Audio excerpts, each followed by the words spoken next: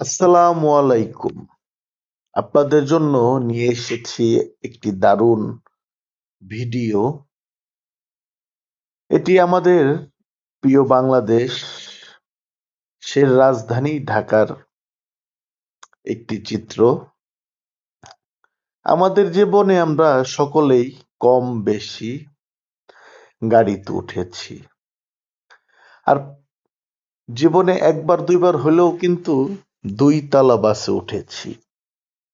আজ আমিও অনেক দিন পরে দোতলা বাসে উঠে খুবই ভাল লাগলো।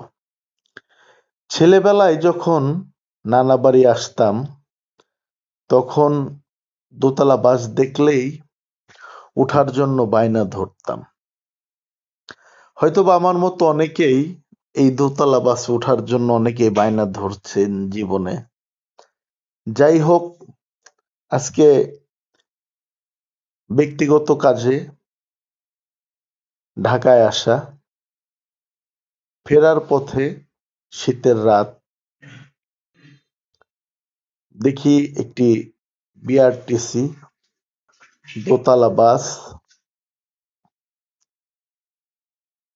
উঠে পড়লাম কোনো কিছু জিজ্ঞাসা নাই করে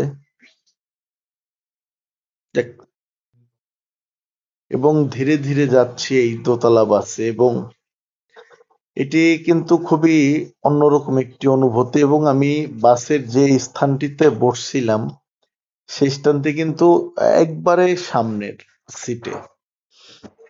আপনাদেরকে ভিডিও করে দেখানোর জন্য আপনাদের কথাই চিন্তা করে বাসের সামনের সিটে গিয়ে বসে আজকের এই ভিডিও ধারণ করা এবং কয়েকটি স্টপেজে বাস ব্রেক করেছে যাত্রী ওঠানামার জন্য। করতে করতে কিন্তু আল্লাহর মেহেরবানিতে সহি সালামতে বাসায় ফিরে আসলাম এবং ঢাকা যে রঙিন বাতি রাতে জ্বলে, আপনারা লক্ষ্য করলেই দেখতে পারবেন যে ঢাকা কিন্তু দিনের থেকে রাতে আরো বেশি সুন্দর লাগে। ব্যস্ততম শহর বাংলাদেশের রাজধানী ঢাকার মানুষ কিন্তু প্রতিনিয়ত ব্যস্ততার মাঝে থাকে এবং জ্যামজটের নগরী বলি বা মসজিদের শহর, এক একজনে আমরা এক এক নামেই ডাকি।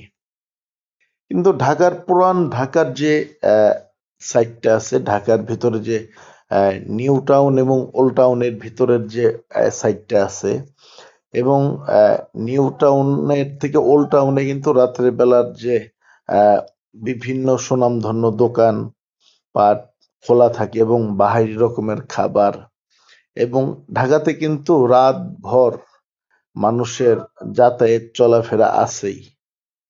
খুবই ভালো লাগে এবং খুবই সুন্দর লাগে যখন নানা বাড়ি যাই ঢাকাতে, মন জুড়িয়ে যায়। বিশেষ করে রাত্রিবেলা মামারা, খালতো ভাই সকলের সাথে যখন বের হই ঢাকা দেখার জন্য। যাই হোক, সকলে ভালো থাকবেন। আমার এই অগোছালো কথা ধৈর্য ধরে শোনার জন্য সকলকে ধন্যবাদ। আসসালামু আলাইকুম।